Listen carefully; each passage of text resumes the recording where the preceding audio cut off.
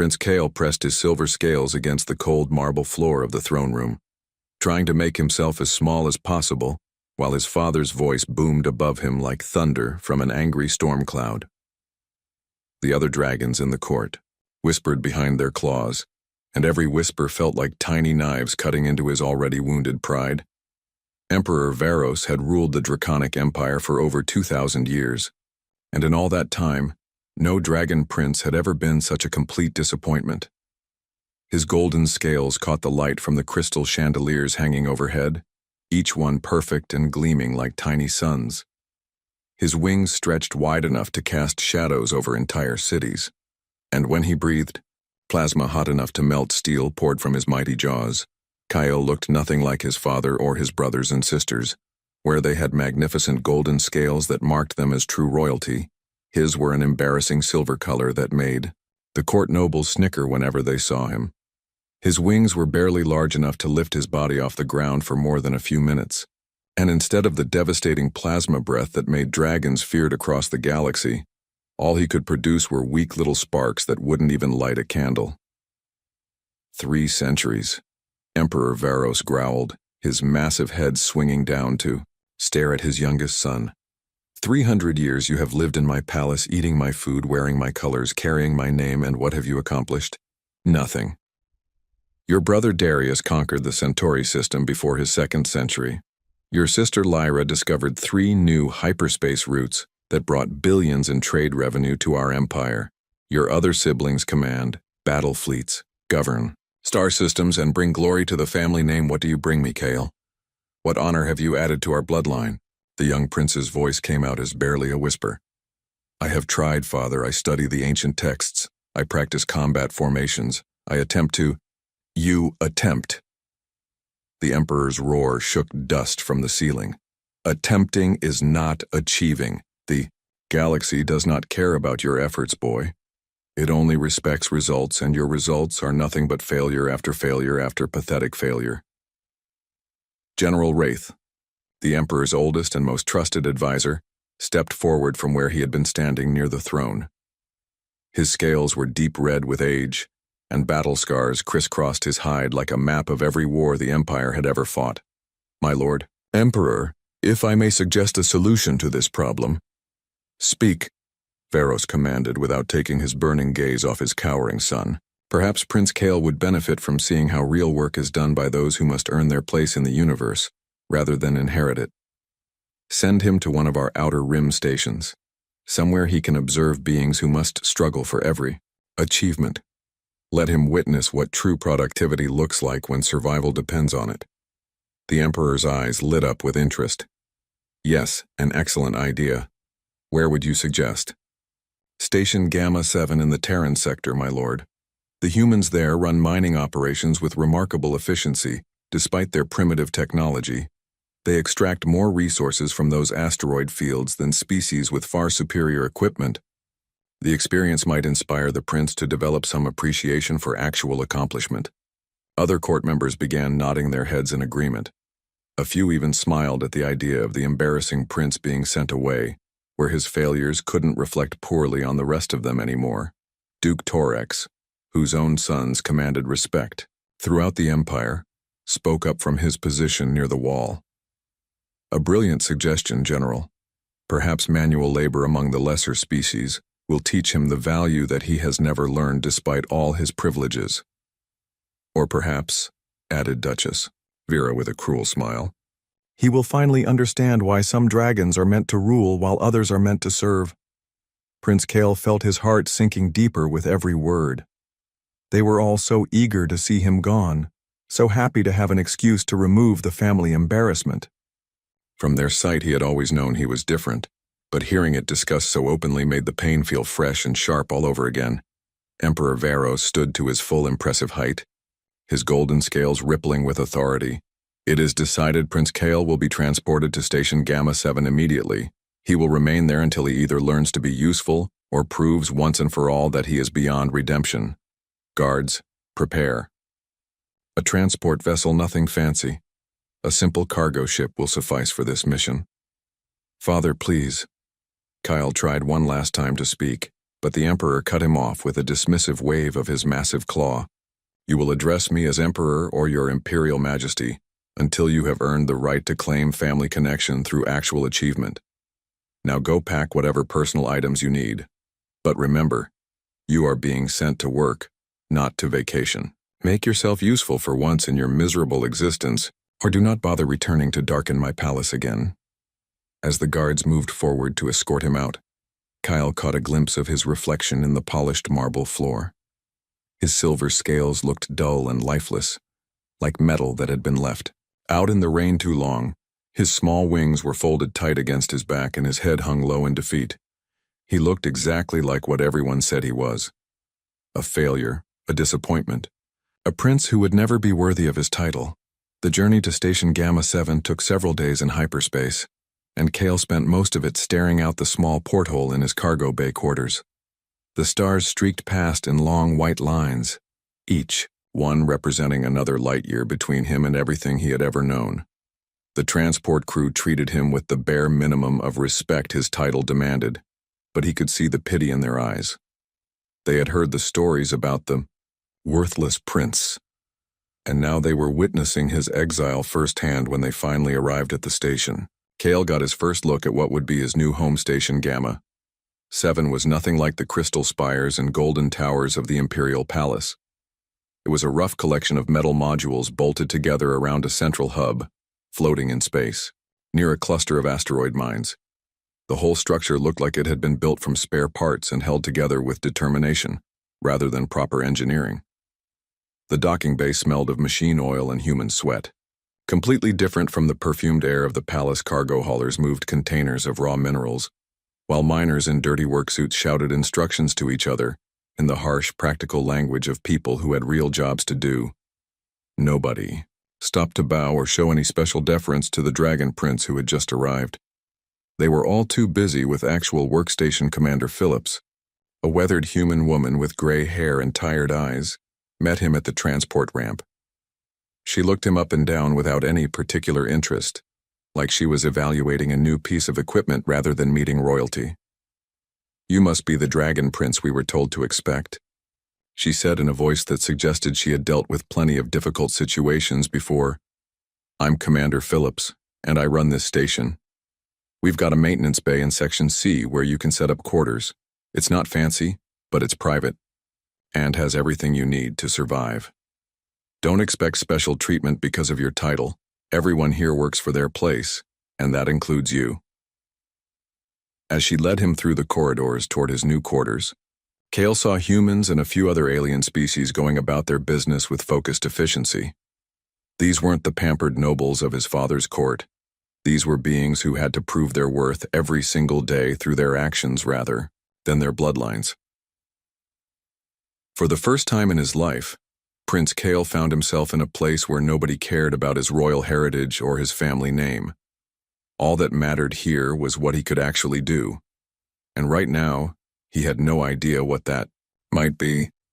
The maintenance bay that Commander Phillips had assigned to Prince Kale was roughly the size of a small closet back at the palace, with gray metal walls and a single bunk that was clearly designed for someone much smaller than a dragon. He had to curl up like a house cat just to fit inside, and every time he moved, his wings bumped against the walls or ceiling. The whole space smelled of industrial cleaner and recycled air, nothing like the sweet incense and fresh flowers that always filled his rooms back home for the first week. Kyle barely left his cramped quarters except to visit the station's dining hall for his daily ration pack meals. The food was nutritious but bland, designed to fuel working bodies rather than please royal palates. He spent most of his time lying on the narrow bunk, staring at the ceiling and wondering if his father had been right all along. Maybe he really was worthless. Maybe exile was exactly what he deserved. The other station residents mostly ignored him, which was actually worse than being openly mocked. At least back at court, the nobles paid attention to him even if it was just to laugh at his failures. Here he was simply invisible, another being taking up space but not contributing anything meaningful to the community. It was during his second week that Kale discovered the commercial district, a collection of small shops and services clustered around the station's main hub. Most of the businesses were practical places, a general store, an electronics repair shop, a small medical clinic, and tucked away in a corner near the recycling center, a tiny barber shop with a hand-painted sign that read, Murphy's Cuts and Shaves through the shop's single window. Cale could see a middle-aged human man with graying hair and strong hands, carefully trimming the hair of a young human worker. The barber moved with the kind of quiet confidence that came from years of practice, and there was something peaceful about the scene that drew the lonely prince closer. Ben Murphy had been cutting hair on Station Gamma 7 for almost 5 years now. Ever since he retired from his long career in the Earth Colonial Marines, he had seen action on dozens of worlds, fought in 3 major wars, and earned enough medals and commendations to cover his entire chest. But what he was most proud of was his little barbershop, where he could help people look and feel their best without anyone getting shot at in the process. When he looked up from his current customer and saw the silver dragon pressed against his window for the 3rd day in a row, Ben decided it was time to do something about it. The poor creature looked like someone had stolen his last credit and told him his mother didn't love him. "Jimmy, you're all set," Ben told the young miner, brushing loose hair from his shoulders. "That'll be 5 credits, and tell your wife I said hello." As soon as Jimmy left, Ben stepped outside and called to the dragon, who was already starting to shuffle away down the corridor. "Hey there, big fellow, hold up a minute." Kyle stopped and turned around, surprised that anyone would want to talk to him. "Are you addressing me?" "Well, you're the only 7-foot-tall silver dragon I see around here, so yeah, I'm talking to you." Ben leaned against his door frame and studied the prince with the same careful attention he might give to a particularly challenging haircut. "Name's Ben Murphy. I run the barbershop here, and I've been watching you wander past my place looking like someone ran over your favorite pet. You want to tell me what's eating at you?" "I do not understand," Cale said carefully. "What is it that you want? From me?" "Don't want anything from you, son. Just wondering if you might want something from me. You look like you haven't had proper grooming in weeks. Those scales of yours are all dull and patchy, and I bet they itch something fierce when they're not properly maintained." Cale looked down at himself and realized the human was right. His scales had lost their natural luster, and several patches felt rough and uncomfortable against his hide. Back at the palace, he had teams of servants whose only job was maintaining the royal family's appearance. But here he had been trying to manage everything himself with very little success. "I am Prince Cale of the Draconic Empire," he said, not really sure why he felt the need to introduce himself properly. "I have been sent here as punishment for my failures." "Prince, huh?" Ben scratched his chin thoughtfully. "Well, your highness, royalty or not, everybody deserves to feel good about how they look. Come on inside and let me show you what I can do. First session's free, and I promise you'll feel better afterward." "You would do this for me without payment?" Cale asked, still struggling to understand the human's motivations. "What do you gain from this transaction?" "Sometimes the reward is just seeing someone smile again," Ben replied, holding his shop door open. "Besides, I've never worked on dragon scales before. It'll be a fun challenge for an old barber like me." The inside of Murphy's barbershop was small but welcoming, with 2 old-fashioned barber chairs that Ben had modified over the years to accommodate different alien anatomies. The walls were covered with pictures from his military days mixed with certificates and thank-you notes from satisfied customers. Soft music played from an ancient audio system, and everything was clean and organized with the precision of a man who took pride in his work. "Now then," Ben said, gesturing toward the larger of the 2 chairs. "Let's see what we're working with here. You just relax and let old Ben take care of everything." As Cale settled himself into the chair, Ben began examining his scales with the focused attention of a professional. He pulled out various tools from drawers and cabinets, some standard barber equipment, and others that he had clearly modified or built himself for working with non-human customers. "See, the thing about scales," Ben explained as he began working with a soft brush and some kind of specialized oil, "is that they're like armor. They're meant to protect you, but if you don't maintain them properly, they become a burden instead of a blessing. Each scale needs individual attention, just like each person needs individual care."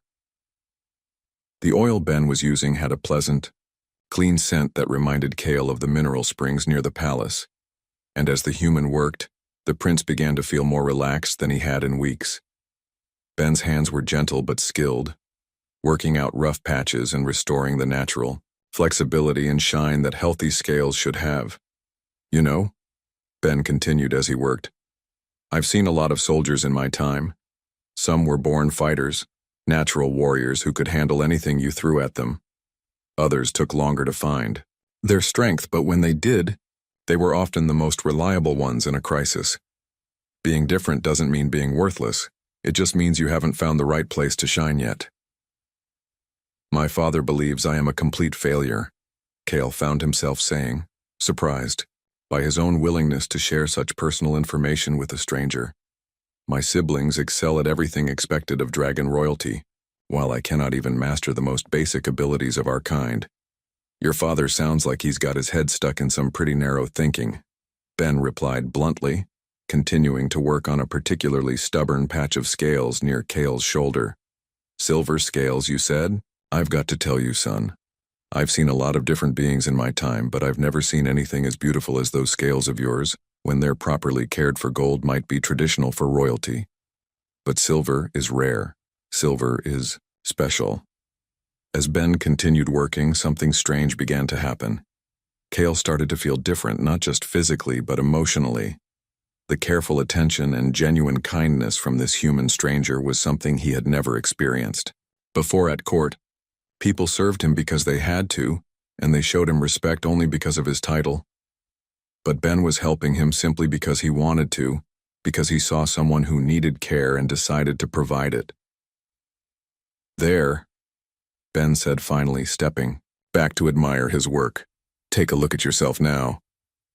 Cale turned toward the mirror Ben had positioned near the chair, and what he saw took his breath away. His scales gleamed like polished silver, each one catching and reflecting the shop's lights. In tiny sparkles of brilliance, he looked healthy and vibrant in a way he hadn't seen in years. The dull, patchy dragon who had walked into the shop was gone, replaced by someone who actually looked like he might be worth something. I look different, Kyle whispered, hardly believing what he was seeing. You look like yourself, Ben corrected gently. Sometimes all we need is for someone else to help us see what was always there. You're going to be just fine, Prince Cale. I've got a feeling about these things. Over the following weeks, Prince Cale found himself returning to Ben Murphy's barbershop again and again, not just for the grooming services, but for the conversations that came with them. Ben had a way of listening that Cale had never encountered before, not the careful, calculated attention of court nobles who were always looking for advantage or weakness, but genuine interest in what another being had to say. Tell me about your home, Ben said one afternoon as he worked on conditioning the scales along Cale's neck. What's it like being a prince in a dragon empire? Cale thought about the crystal spires reaching toward multiple suns, the vast throne rooms where his father held court, the endless ceremonies and traditions that governed every aspect of royal life. Beautiful, he said finally, but also lonely. Everything is about duty and expectation and proving yourself worthy of the family name. There is no room for being different or for finding your own path. Sounds exhausting, Ben observed, applying a special polish that made Cale's silver scales shimmer like starlight. No wonder you looked so worn down when you first got here. A person can't spend their whole life trying to be someone else without eventually forgetting who they really are. As Ben worked, he shared stories from his own life, tales of distant worlds where he had served, the friends he had made and lost during his military career, the simple pleasures he had discovered in civilian life like the satisfaction of a perfectly executed haircut or the pride of helping someone feel confident about their appearance. I had this sergeant once, Ben said, working carefully around a patch of scales that were still healing from an old injury. Toughest woman I ever met, could outfight men twice her size and outthink officers with fancy educations. But she had this one quirk. She was terrified. Of spiders, absolutely terrified. Even the tiniest little spider would send her running. Now, a lot of people would have made fun of her for that, called her weak or unfit for duty. But you know what I learned watching her? Everyone's got something they're afraid of, and everyone's got something they're better at than anyone else. Her thing was strategy. She could look at a battlefield and see patterns that nobody else noticed, find solutions that saved hundreds of them, Lives the spider thing didn't make her weak. It just made her human. Kale absorbed these stories like a plant soaking up sunlight after a long drought. In all his years at the palace, no one had ever spoken to him like this, sharing personal experiences and treating him like an equal, rather than a disappointment or a duty. Ben's casual wisdom and genuine caring were completely foreign concepts to the young prince, but he found himself hungry for more. During his 4th week on the station, something unexpected happened. Ben was showing Kale how to maintain his own scales between professional sessions when the barbershop's ventilation system suddenly shut down with a grinding noise and the smell of burning electronics. "Well, that's not good," Ben muttered, looking up at the ceiling where wisps of smoke were beginning to seep through the air vents. "Looks like we've got a problem with the environmental controls." Within minutes, the temperature in the small shop began to rise uncomfortably. Ben tried calling maintenance, but they were already dealing with similar problems throughout the station. The malfunction was affecting multiple systems, and repair crews were stretched thin trying to keep critical areas functioning. "This is dangerous," Ben said, wiping sweat from his forehead as the temperature continued climbing. "If the cooling systems fail completely, we could be looking at serious heat damage to sensitive equipment throughout this section." Kale watched Ben struggle with the rising heat and felt something stir inside him. Not panic or helplessness, but a strange sense of possibility. "Ben," he said slowly. "What? If there was a way to cool the air without waiting for the repair crews? What do you mean?"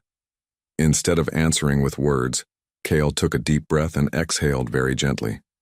A soft, cool mist flowed from his jaws, nothing like the devastating plasma breath that proper dragons were supposed to produce, but effective. In its own way. The temperature in the shop immediately began to drop back toward comfortable levels. Ben stared at him in amazement. "Well, I'll be damned. That's not weak breath, son. That's precision breath. You've got better control than any dragon I've ever heard of." Over the next hour, as they waited for the maintenance crews to fix the ventilation system, Kale continued providing cooling relief for the shop. Ben watched with growing fascination as the prince demonstrated fine control over temperature and humidity, adjusting his breath to maintain perfect comfort levels. "You know what?" Ben said, as they waited. "I bet there are a lot of places on this station where that kind of precise climate control would be incredibly useful. Ever think about offering your services to the engineering crews?" The idea had never occurred to Kale at home. His gentle breath had been seen as a failure, a weakness that marked him as unfit for battle or intimidation. But here on Station Gamma 7, where practical solutions mattered more than traditional expectations, his unique abilities suddenly seemed valuable. The next day, Ben introduced Kale to Chief Engineer Rodriguez, a small, energetic woman who managed the station's technical operations. When Ben explained what Kale could do, Rodriguez's eyes lit up. "With interest, precise temperature control?" she asked. "Like you can adjust heat and cooling to exact specifications?" Kale demonstrated by breathing a gentle stream of perfectly controlled air that Rodriguez could feel change temperature as he adjusted his technique. Her excitement was infectious. "Do you have any idea how useful that could be?" she said. "We've got sensitive electronics throughout this station that require very specific environmental conditions. Usually we have to use bulky, expensive equipment to maintain those conditions. But if you could provide targeted climate control within days." Kale found himself busier than he had ever been in his life. Engineer Rodriguez introduced him to problems throughout the station where his abilities could make a real difference. Delicate sensor arrays that needed precise cooling, manufacturing, processes that required exact temperature control, even medical equipment that functioned better under specific environmental conditions. For the first time in his 3 centuries of life, Prince Kale was not just useful, he was in demand. Beings throughout the station began seeking him out for help with problems that his unique abilities could solve. He discovered that his smaller size allowed him to access cramped spaces where larger dragons couldn't fit, and his silver scales turned out to have natural resistance to radiation that made him invaluable for certain maintenance tasks. "You're a natural problem solver," Engineer Rodriguez told him after he successfully repaired a malfunctioning atmospheric processor in the station's central hub.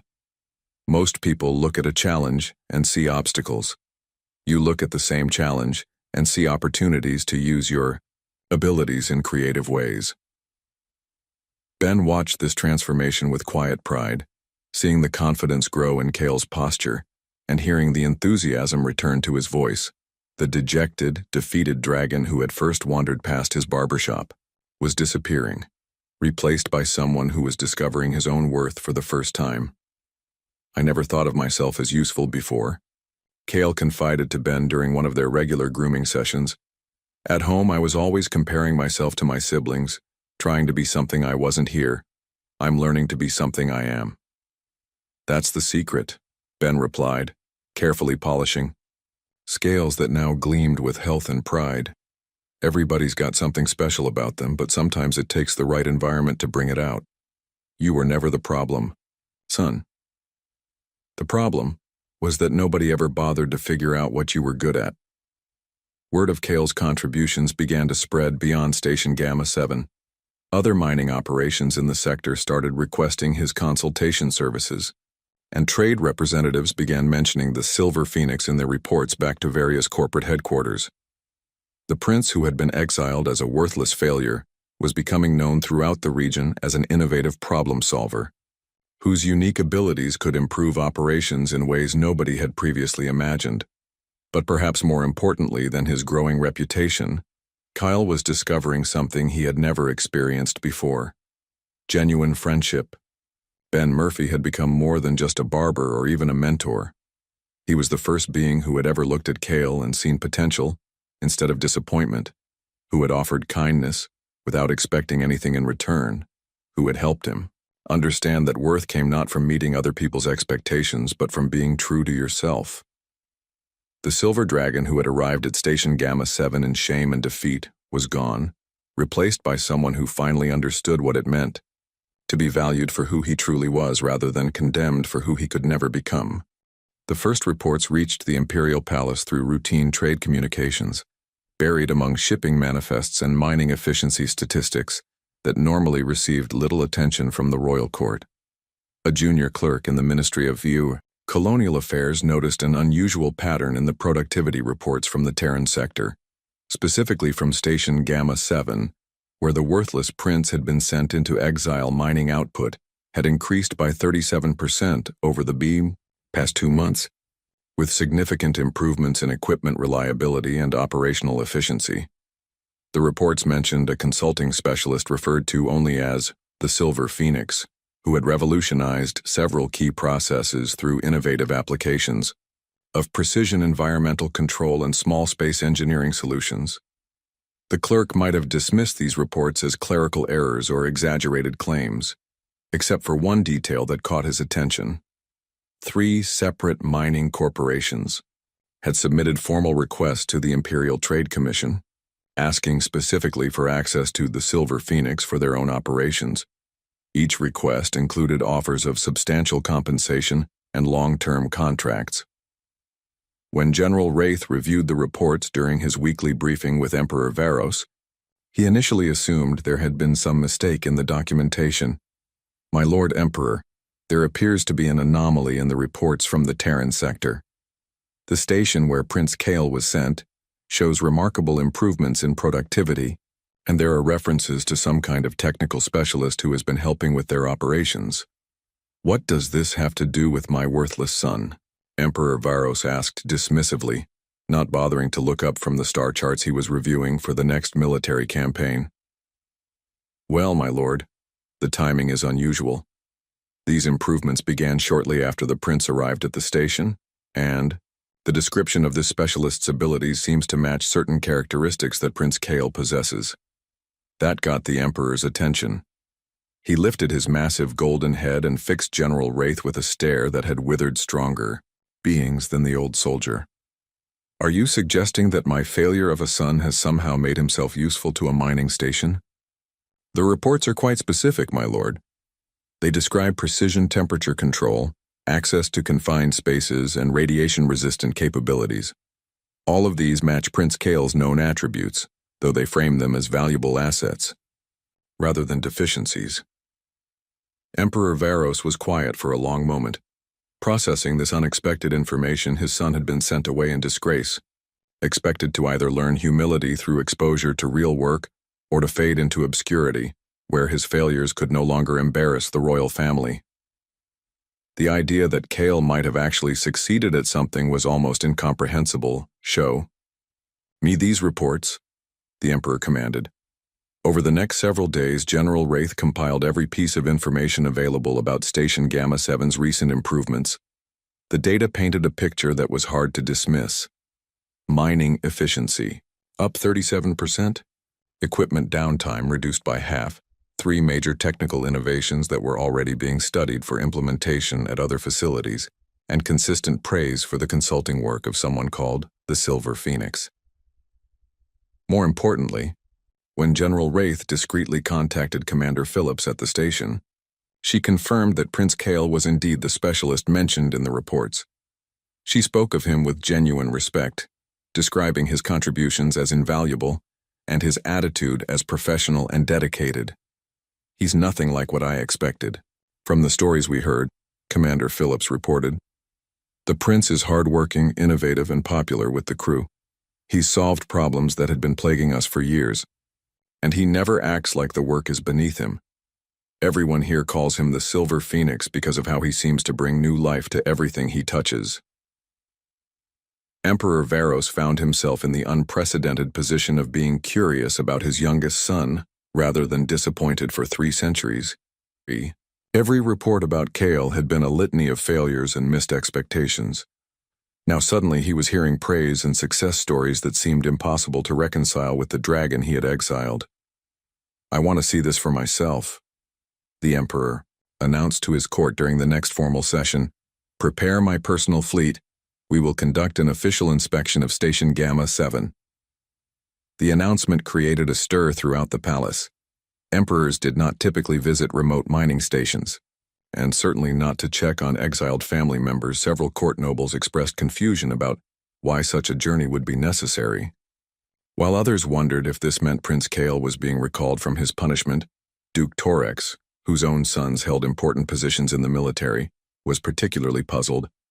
My Lord Emperor, surely these reports are exaggerated. If the prince had truly accomplished something significant, wouldn't we have heard about it through proper channels rather than trade documentation? That is exactly what we are going to determine, Emperor Varos replied with finality that ended all discussion. The Imperial fleet that departed for Station Gamma 7 was impressive even by draconic standards. The Emperor's personal dreadnought, surrounded by an escort of battle cruisers and support vessels. The journey through hyperspace gave Emperor Varos time to think about what he might find at his destination. Part of him expected to discover that the reports had been falsified or misunderstood, that his son was still the same disappointing failure he had always been, but another part of him, a part he was reluctant to acknowledge, hoped that maybe, somehow the exile had accomplished what centuries of palace education had failed to do. When the Imperial fleet emerged from hyperspace near Station Gamma 7, Emperor Varos got his first close look at the facility that had supposedly transformed his son. The station was still clearly a rough frontier outpost, built for function rather than beauty, but it showed signs of recent improvements and expansions. The mining operations in the surrounding asteroid field were running with remarkable efficiency, and sensor readings confirmed the productivity figures. From the reports, Commander Phillips met the Imperial party at the main docking bay, accompanied by her senior staff and, to Emperor Varos's surprise, Prince Kale himself. The silver dragon who approached with the welcoming committee bore little resemblance to the defeated, broken creature who had been sent into exile. Kale's scales gleamed with health and careful maintenance. His posture was confident rather than cowering, and when he spoke, his voice carried authority and self-assurance that the Emperor had never heard before. Most remarkably, he showed appropriate respect without the desperate, fearful submission that had characterized his behavior at court. Father, Kale said with a respectful nod, I did not expect your visit. What brings you to Station Gamma 7? I came to see what you have accomplished here, Emperor Varos replied, studying his son with new eyes. The reports reaching the palace have been surprising. I hope they have been accurate as well, Kale responded. The work here has been rewarding, and I believe I have found ways to contribute meaningfully to the station's operations. Before Emperor Varos could respond, Commander Phillips stepped forward. Your Imperial Majesty, if I may say so, Prince Kale has been one of the most valuable additions to our team in years. His innovative solutions and dedication to excellence have transformed several critical aspects of our operations. We would be honored to show you some of the improvements he has helped implement. The tour that followed was a revelation for Emperor Varos. He watched his son confidently lead a team of human engineers through a complex reactor maintenance procedure, using his precise breath control to manage temperatures in ways that traditional equipment could not match. He observed Kale accessing confined spaces to repair critical systems that would otherwise require expensive equipment shutdowns. He witnessed firsthand the respect and genuine appreciation that the station's crew showed for his son's contributions, but perhaps most surprising was the change in Kale's demeanor. This was not the anxious, desperate to please dragon who had spent centuries failing to meet expectations. This was a confident professional who understood his own capabilities and knew how to apply them effectively. He spoke knowledgeably about technical problems and solutions, collaborated easily with beings from different species, and demonstrated leadership qualities that had never manifested during his time at court. During a break in the tour, Emperor Varos found himself standing in the station's main corridor, watching through a window as Kale worked with a team to calibrate sensitive equipment. His son's movements were sure and purposeful, and the beings working with him clearly trusted his expertise completely. It was then that a gruff human voice spoke from behind him. You must be Kale's father. Emperor Varos turned to find himself face to face with Ben Murphy, a middle-aged human, who showed no particular deference or intimidation at meeting the ruler of a galactic empire. The man's casual confidence was almost shocking to a dragon accustomed to beings who trembled in his presence. I am Emperor Varos, he replied, waiting for the appropriate recognition and respect. Ben Murphy, the human said simply, extending his hand in the human gesture of greeting. I run the barber shop here, been working with your son since he arrived. Finest young man I've ever had the pleasure to know. Emperor Varos stared at this human who dared to speak so casually about royalty, who offered friendship rather than subservience, and who clearly saw something in Prince Kyle that the imperial court had completely missed. Tell me, the emperor said slowly, what do you see when you look at my son? Ben's answer would change everything. Ben Murphy looked Emperor Varos directly in the eyes without flinching, something that would have been unthinkable in the imperial court. I see a young man who was told his whole life that he wasn't good enough, when the real problem was that nobody ever bothered to figure out what he was actually good at. The emperor's golden scales rippled with surprise at the human's directness. Explain. Your son has abilities that most dragons would envy, but they're not the flashy, obvious kind that get attention in throne rooms, Ben continued, leaning against the corridor wall with the relaxed posture of someone who had faced down much worse than angry royalty. He's got precision control that I've never seen in any being, the kind of steady hands and careful mind that can solve problems. Other folks can't even see he's patient, thoughtful, and genuinely cares about doing good work. Those aren't weaknesses, Your Imperial Majesty. Those are exactly the qualities that make someone truly valuable. Emperor Varos found himself listening with an attention he rarely gave to anyone, let alone a human barber on a frontier mining station. But his breath weapon is weak, his size is small, his scales are the wrong color. Says who? Ben shot back with a slight smile. His breath weapon is so precise he can weld circuitry that would take our best technicians hours to repair. His size lets him get into places where bigger dragons would be helpless. And those silver scales of his?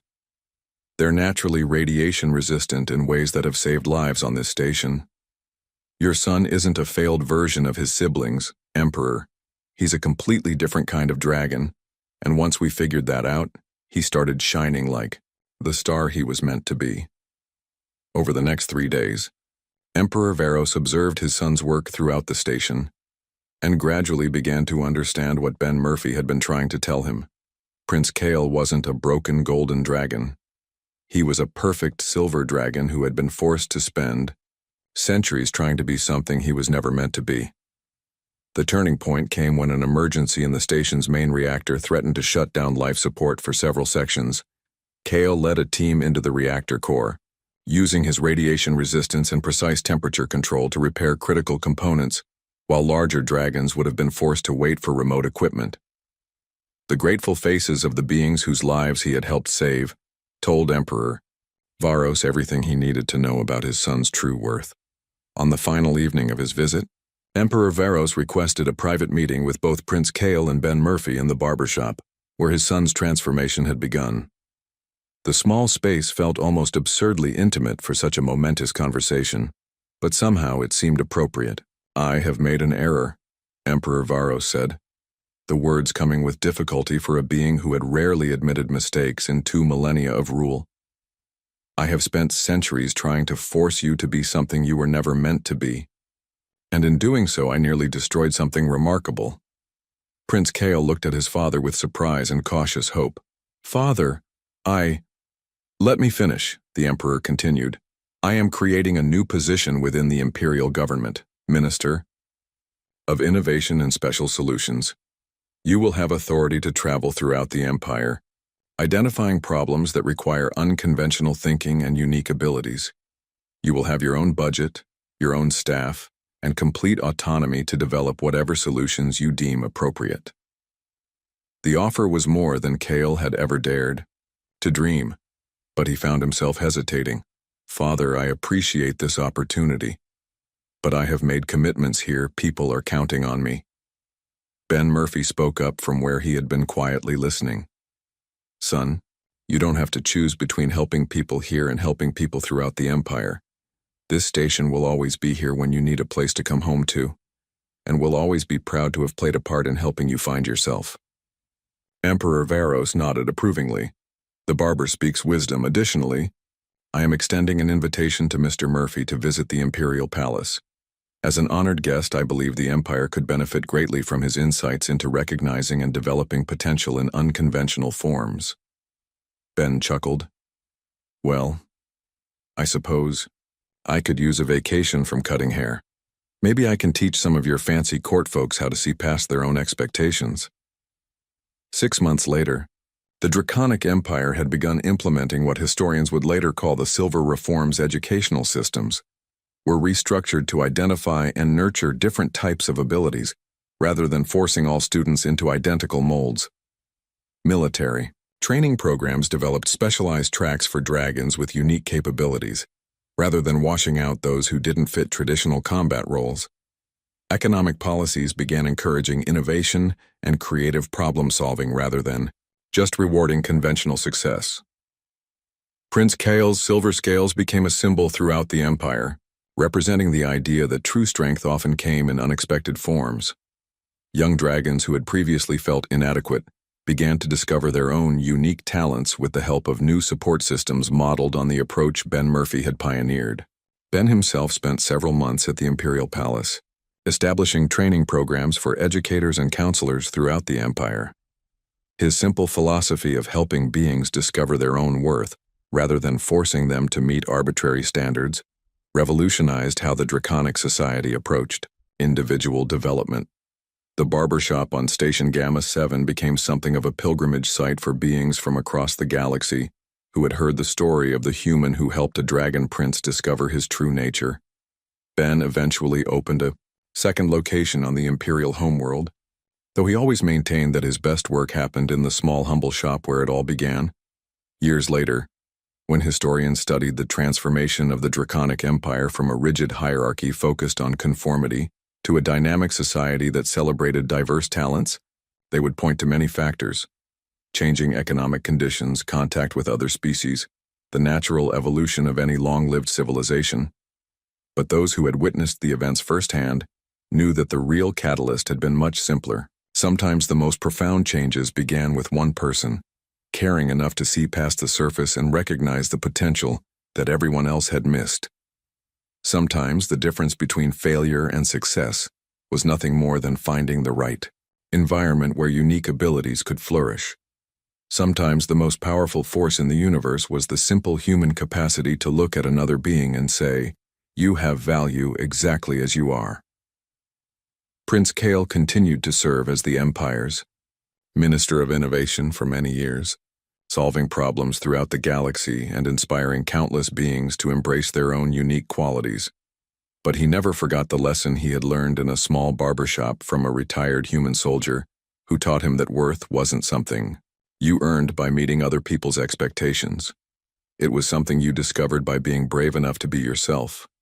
And whenever his duties brought him back to Station Gamma 7, he would always stop by Murphy's Cuts and Shaves for a maintenance session with the human who had changed his life.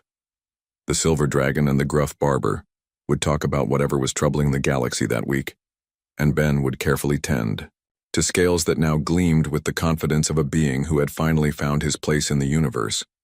The Empire that had once valued only strength and conformity learned a new lesson from the most unlikely teacher imaginable. That sometimes the greatest power came not from forcing others to meet your standards, but from helping them exceed their own. And in the quiet moments between appointments, Ben Murphy would smile as he watched beings of all species discover their own worth in the reflection of his barbershop mirror, knowing that every small act of kindness had the potential to change the galaxy.